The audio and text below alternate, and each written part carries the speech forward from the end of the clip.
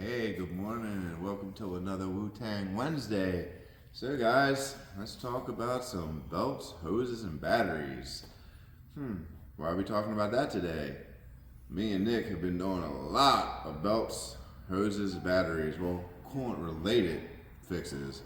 This weather has been taking batteries out left and right. We've probably done 15 to 20 batteries in the last 2 weeks.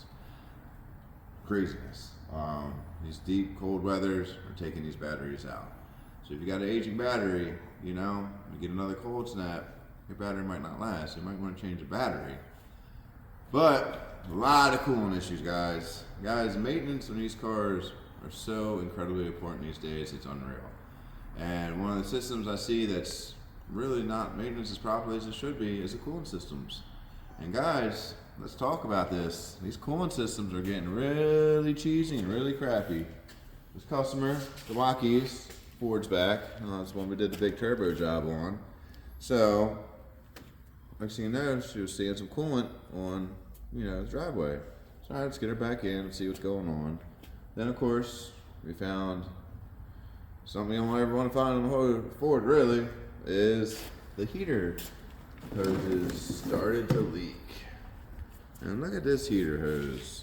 This hose, back in the day, used to be one just continuous hose. None of this stupid stuff. None of these little plastic pieces. Maybe a plastic piece towards the firewall, but then they made it so they realized how stupid that design was and kind of made it where you can just put it on. But guys, this is just ridiculous. And this, these used to come as one whole assembly. You gotta literally piece by piece these out. And if you don't know any better, if you just price the one part that was bad out, then realizing once you get to these, and these have to come apart, guys, you know what? These things get brittle. They get hot, they get cold. This is just cheap plastic. You know what I mean? Like, a lot of these parts are cheap plastic and rubber. And look, this is just this. Couple of hoses, guys. And the coolant, control valve. You see, that thing was rusting out, and half the time they break trying to take it off here, which we got lucky, but either way, it was about to start, going to start leaking at some point from there, so, going to knock it out. But guys, it's what, 7 hoses, and let's come over here, see what we have to do. These hoses are ran all the way back here. All this, just to even check the man's coolant, you have to remove the windshield cowling and all that to check or even put coolant in, or it's kind of ridiculous. But look, this is just all cheap rubber and plastic stuff that they're building these cars with. And now, if you don't have a proper mechanic or technician checking your vehicle over, like we do, every time a customer brings their cars in, we do a maintenance check over, routine check over, just to kind of stay up with stuff like this. Unfortunately, the hoses didn't really feel bad, so that's why they never got found in previous inspections. But you can't ever guess when these little cheap plastic hose connections are going to leak, and this is what happened. And again, once you touch one, it's just kind of that cascading effect that we only thought we had to do the back hoses.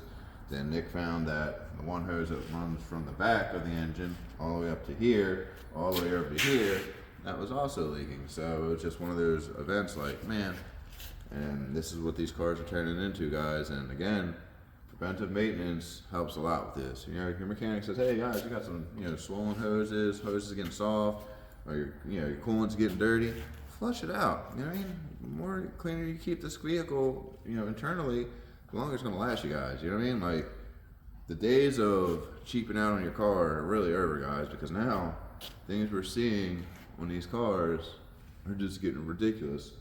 This water pump job on this car, Ford engineer, I'm sorry, that guy should be shot for that design. Like, it is absolutely miserable. And said and done, last 2 we've done on this car, a water pump job, it's almost $7,000, guys, with all the stuff said and done that you needed at the end of that job.